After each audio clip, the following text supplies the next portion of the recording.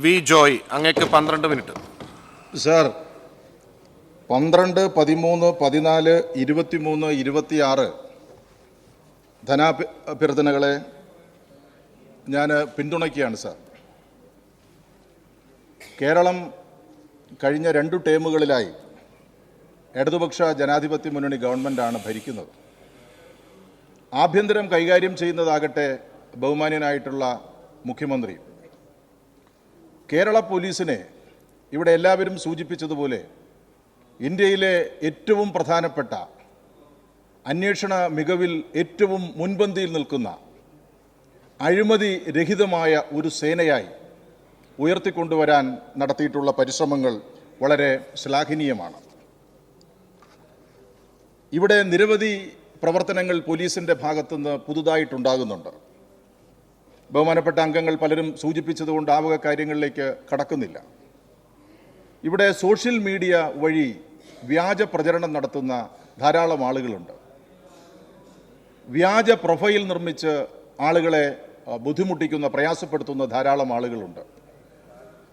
ഇതിനെല്ലാം എതിരായിട്ടുള്ള നല്ല നിലപാട് ഇപ്പോൾ പോലീസിന് സ്വീകരിക്കാൻ വേണ്ടിയിട്ട് സാധിക്കുന്നുണ്ട് എന്നുള്ളത് പ്രശംസ അർഹിക്കുന്നതാണ്. സൈബർ കേസുകളുടെ അന്വേഷണം, അതിൽ ഉദ്യോഗസ്ഥന്മാർക്ക് വേണ്ട പരിശീലനം, സൈബർ കമാൻഡോകളുടെ പരിശീലനം, ഇങ്ങനെ തുടങ്ങി ധാരാളം കാര്യങ്ങൾ ഇക്കാര്യത്തിൽ ഇന്നത്തെ ആധുനികമായ കാലഘട്ടത്തിൽ പോലീസിനെ സജ്ജമാക്കുന്നതിന് ഗവൺമെൻറ്റിന് ചെയ്യാൻ പറ്റുന്ന കാര്യങ്ങളെല്ലാം ഇക്കാര്യത്തിൽ ചെയ്യുന്നു. നേരത്തെ പല ആപ്പുകൾ പോലീസ് പ്രചരിപ്പിച്ചിരുന്നു.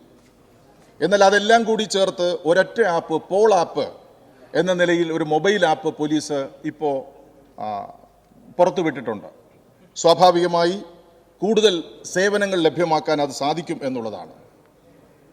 അന്വേഷണ മികവ് നമ്മൾ പറയുമ്പോൾ ഏതെങ്കിലും ചില കാര്യങ്ങളെ മാത്രം അടർത്തിയെടുത്ത് പ്രതിപക്ഷം പറയുന്നത് രാഷ്ട്രീയമായിട്ടുള്ള ലാക്കോട് കൂടിയിട്ടാണ്.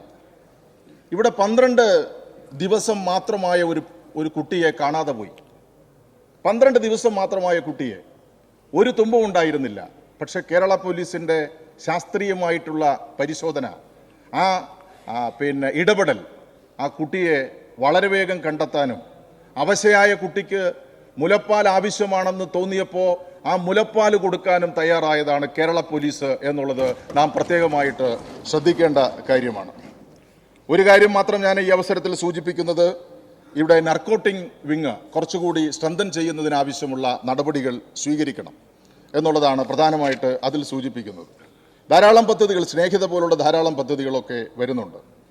ഈ ലഹരിക്കെതിരായിട്ടുള്ള പോരാട്ടത്തിൽ ഒരു കാര്യം ചെയ്യാൻ പറ്റുമോ എന്നുള്ളപ്പോൾ വിദ്യാഭ്യാസ വകുപ്പ് മന്ത്രി ഇവിടെ ഇല്ല. ഒരു കാര്യം നമ്മൾ ശ്രദ്ധിക്കാൻ വേണ്ടി പറ്റും. ഇപ്പോൾ സ്കൂൾ കുട്ടികളിലെയാണ് ഇത് പ്രധാനമായിട്ട് വരുന്നത്.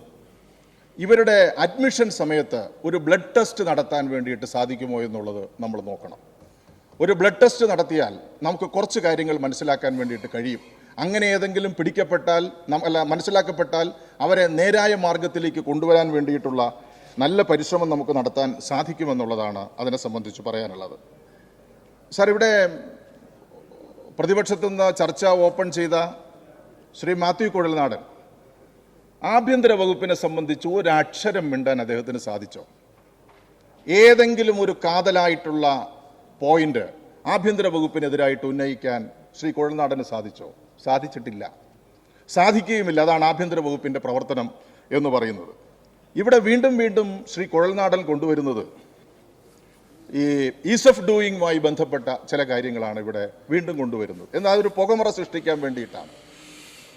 മകൻ മരിച്ചാലും വേണ്ടില്ല, മരുമകളുടെ താലി അറ്റാൽ മതി എന്ന ചില ദുഷ്ടലാക്കൂടെയുള്ള ചില ആളുകളുണ്ട്. അവരുടെ ചില രീതിയാണ് ഇവിടെ കണ്ടത് എന്നുള്ളത് നമ്മൾ മനസ്സിലാക്കണം.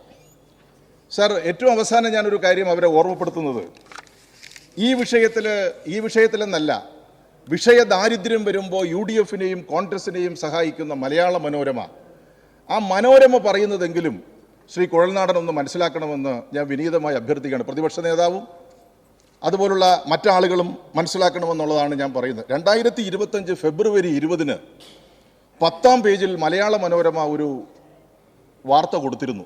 അതിൻ്റെ തലവാചകം ഇങ്ങനെയായിരുന്നു: നിക്ഷേപ സമാഹരണത്തിന് മുൻപേ പരിഷ്കരണം തീർത്ത് കേരളം എന്നായിരുന്നു ഹെഡ്ലൈൻ. തൊട്ട് താഴെ ഒരു സബ് ടൈറ്റിൽ കൂടി അതിനോടൊപ്പം ഉണ്ടായിരുന്നു. ഈസ് ഓഫ് ഡൂയിങ് ബിസിനസ്സിൽ ഇക്കൊല്ലവും ടോപ്പ് അച്ചീവർ ആകാൻ കേരളം എന്നായിരുന്നു അതിൻ്റെ സബ് ടൈറ്റിൽ.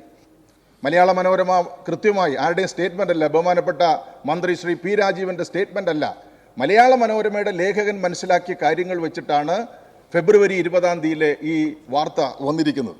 അതിൻ്റെ അവസാന വരി കൂടി ഒന്ന് നോക്കൂ. കഴിഞ്ഞ വർഷം 9 വിഭാഗങ്ങളിലെ പരിഷ്കരണത്തിന് കേരളം ഒന്നാമത് എത്തിയപ്പോഴാണ് സംസ്ഥാനങ്ങളിൽ 1ാം റാങ്ക് ലഭിച്ചത്. സർ, ഇത് കൃത്യമായി മലയാള മനോരമ അടയാളപ്പെടുത്തിയിരിക്കുകയാണ്. അതുപോലും വിശ്വസിക്കാതെ വീണ്ടും വീണ്ടും കേരളം പുറകിലാണ്, കേരളം മോശമാണ് എന്ന് വരുത്തി തീർക്കാൻ വേണ്ടിയിട്ടുള്ള വലിയ പരിശ്രമമാണ് കുഴൽനാടൻ നടത്തിക്കൊണ്ടിരിക്കുന്നത്. ചില മൃഗങ്ങളുടെ വാല് ഈ കുഴലിനകത്ത് കയറ്റി 12 കൊല്ലം വെച്ചിരുന്നാലും ആ കുഴൽ ഊരിയെടുക്കുമ്പോൾ അത് വീണ്ടും പഴയ ആകൃതിയിൽ തന്നെ വരും എന്നുള്ളത് ഒരു ചരിത്ര സത്യം മാത്രമാണ് എന്നുള്ളത് ഈ അവസരത്തിൽ ഓർമ്മപ്പെടുത്തുകയാണ്. സാർ, ഇവിടെ സാർ പോയിന്റ് ഓഫ് ഓർഡർ പറയൂ. സർ, ഒരു മിനിറ്റ്, ഒരു പോയിന്റ് ഓഫ് ഓർഡർ പറയൂ.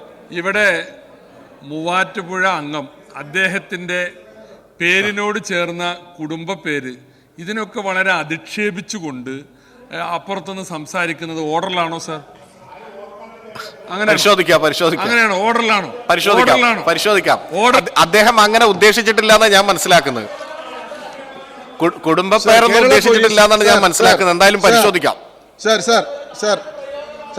ഒരു മിനിറ്റ് അധികം പോയി സാർ. പരിശോധിക്കാം. സാർ സംസാരിക്കൂ, കണ്ടിന്യൂ. സാർ, കേരള പോലീസിന്റെ മികവ് ധാരാളം കാര്യങ്ങളിൽ നമ്മൾ കണ്ടു സാർ. ഇവിടെ നമ്മൾ വാളയാർ കേസ് വന്നു സാർ. 2 പെൺകുട്ടികൾ, 13, 9 വയസ്സായ പെൺകുട്ടികൾ വളരെ തുടരെ ആത്മഹത്യ ചെയ്തൊരു സംഭവം ഉണ്ടായി സാർ, വാളയാർ. ആ വാളയാർ സംഭവവുമായി ബന്ധപ്പെട്ട് കേരള പോലീസിന്റെ അന്വേഷണം നടത്തി. കൃത്യമായ അന്വേഷണം വാളയാർ കേസുമായി ബന്ധപ്പെട്ട് പോലീസ് നടത്തി. പക്ഷെ അത് തെറ്റാണ്. അതിനകത്ത് വേറെ ആരെയോ അവർക്ക് ഉൾപ്പെടുത്തണം. അതിനു വേണ്ടിയിട്ടുള്ള വലിയ കോലാഹലം ഇവിടെ നടത്തി. ഇപ്പോൾ നിയമസഭാ അംഗമായിട്ടുള്ള പാലക്കാട് MLA, നേരത്തെ നിയമസഭാ അംഗമായിരുന്ന മറ്റൊരാളും ഒക്കെ ചേർന്ന യൂത്ത് കോൺഗ്രസിന്റെ നേതൃത്വത്തിൽ വാളയാർ മുതൽ വണ്ടിപ്പെരിയാർ വരെ പകൽപന്തം നടത്തി സാർ. ഒരു പുതിയ സമരരൂപം അവർ നടത്തി. ഇതെല്ലാം കഴിഞ്ഞതിന് ശേഷം കഴിഞ്ഞ നിയമസഭാ തെരഞ്ഞെടുപ്പിൽ ഇവിടെ കാനത്തിൽ ജമീല മെമ്പർ സൂചിപ്പിച്ചതുപോലെ തല മൊട്ടയടിച്ച് ധർമ്മടത്ത് കൊണ്ടുപോയി മത്സരിപ്പിച്ചു. ആ ധർമ്മടത്ത് കൊണ്ടുപോയി മത്സരിപ്പിച്ച് നാട് മുഴുവൻ കൊണ്ടു നടന്ന് കേരളത്തിൻ്റെ മുഖ്യമന്ത്രിക്കെതിരായി പ്രചരണം നടത്തി, ആക്ഷേപങ്ങൾ ചൊരിഞ്ഞു. എന്തായി സാർ ഇപ്പോൾ? പാലക്കാട് MLA ദൈവത്തിൻ്റെ മുമ്പിൽ കൈകൂപ്പി നിൽക്കുന്നത് പോലെ തല മുണ്ടനം ചെയ്ത വാളയാർ പെൺകുട്ടികളുടെ അമ്മയുടെ മുമ്പിൽ കൈകൂപ്പി നിൽക്കുന്ന ചിത്രം ഇന്ന് എത്രയോ ആളുകൾ, ലക്ഷക്കണക്കിന് ആളുകൾ കണ്ടിരിക്കുന്നു സാർ. ഇവിടെ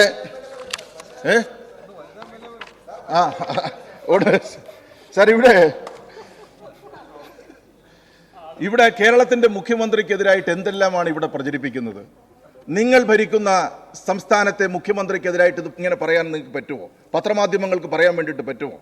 ഞാനൊരു ഓർമ്മപ്പെടുത്തുകയാണ്. തെലങ്കാന മുഖ്യമന്ത്രി രേവന്ത് റെഡ്ഡി, അദ്ദേഹത്തെ വിമർശിച്ച മാധ്യമ പ്രവർത്തക, പൾസ് ന്യൂസ് ബ്രേക്ക് എന്ന് പറയുന്നതിൻ്റെ മാധ്യമ പ്രവർത്തകയെ രേവതി പൊടകാനന്ദയെ തെലങ്കാന പോലീസ് വീട്ടിൽ നിന്ന് അറസ്റ്റ് ചെയ്തു. എപ്പോഴെങ്കിലും ഒരു സന്ദർഭത്തിൽ സഖാവ് പിണറായി വിജയനെതിരായി അസഭ്യവർഷം ചൊരിയുകയും അപവാദ പ്രചരണങ്ങളും നടത്തിയ ഏതെങ്കിലും ഒരു പത്രപ്രവർത്തകനെയോ ഇവിടെ അറസ്റ്റ് ചെയ്തിട്ടുണ്ടോ സാർ?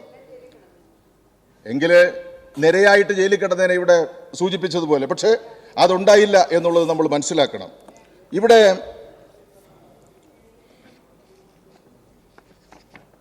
മറ്റു ചില കാര്യങ്ങൾ ഇവിടെ സൂചിപ്പിച്ചു. അതിലൊരു കാര്യം മയക്കുമരുന്നുമായി ബന്ധപ്പെട്ടാണ്.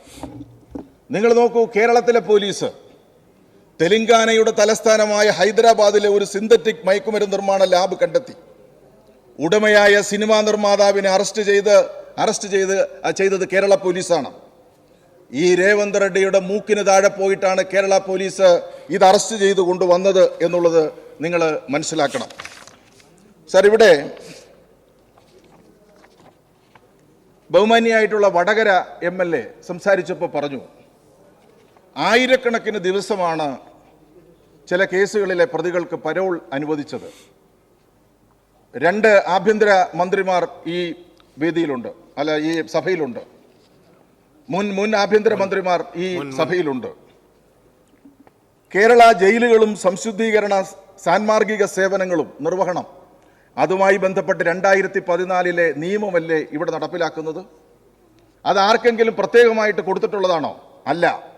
ജില്ലാ കളക്ടർ, ചെയർമാനും police commissioner, superintendent of police, മേഖലാ ജയിൽ DIG അങ്ങനെ തുടങ്ങിയിട്ടുള്ള ഒരുപാട് ആളുകൾ ചേർന്നിട്ട് നടത്തുന്ന ശുപാർശയുടെ അടിസ്ഥാനത്തിലല്ലേ ഈ പരോൾ കൊടുക്കുന്നത്? ചട്ടപ്രകാരം ഒരു കലണ്ടർ വർഷം 60 ദിവസം ഇത് കിട്ടാൻ വേണ്ടിയിട്ട് സാധാരണ അവധിക്ക് അർഹതയുണ്ട്. 45 ദിവസത്തെ അടിയന്തരാവധിക്കും അർഹതയുണ്ട്. കോവിഡ് കാലത്ത് നമുക്കറിയാം എല്ലാവരെയും തുറന്നുവിടുന്ന സാഹചര്യം വന്നു. ആ കോവിഡ് കാലത്ത് എല്ലാവരെയും തുറന്നുവിട്ട സാഹചര്യത്തിലെ എണ്ണം കൂടി എടുത്ത് ആണ് ഇവിടെ ഇത്തരം കാര്യങ്ങളെ സംബന്ധിച്ചിടത്തോളം സൂചിപ്പിക്കുന്നത് എന്ന് ഞാൻ ഈ അവസരത്തിൽ പറയാൻ വേണ്ടിയിട്ട് ആഗ്രഹിക്കുകയാണ്.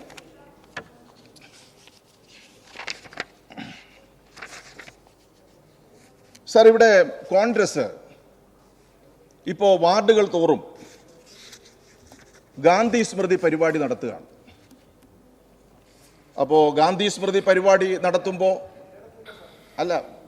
വാർഡുകളിൽ അവർ ഗാന്ധി സ്മൃതി പരിപാടി നടത്തുന്നുണ്ട്. ആ ഗാന്ധി സ്മൃതി പരിപാടി നടത്തുമ്പോൾ സ്വാഭാവികമായി മഹാത്മാഗാന്ധിയെ കൊന്നവരെ കുറിച്ച് പറയേണ്ടതായിട്ട് വരും.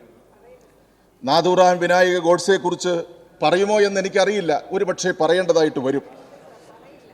സാർ, അന്ന് RSSന്റെ സർസംഘ് ചാലക് ആയിരുന്ന ഗുരു വോൾവാക്കർ, അദ്ദേഹത്തെ ഗാന്ധി വധത്തിന് ശേഷം 4-ാം നാൾ അറസ്റ്റ് ചെയ്തു. 6 മാസക്കാലം ഗോൾവാക്കർ ജയിലിൽ കിടന്നു.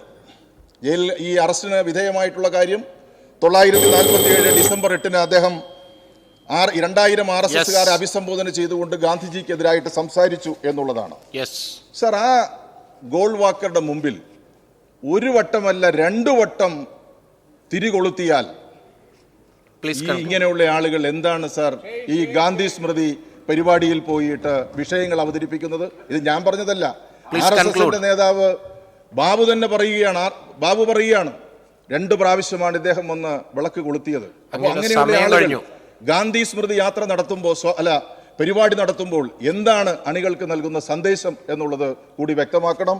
ഞാൻ ഈ ധനാഭ്യർത്ഥനകളെ പിന്താങ്ങുകയാണ് സർ.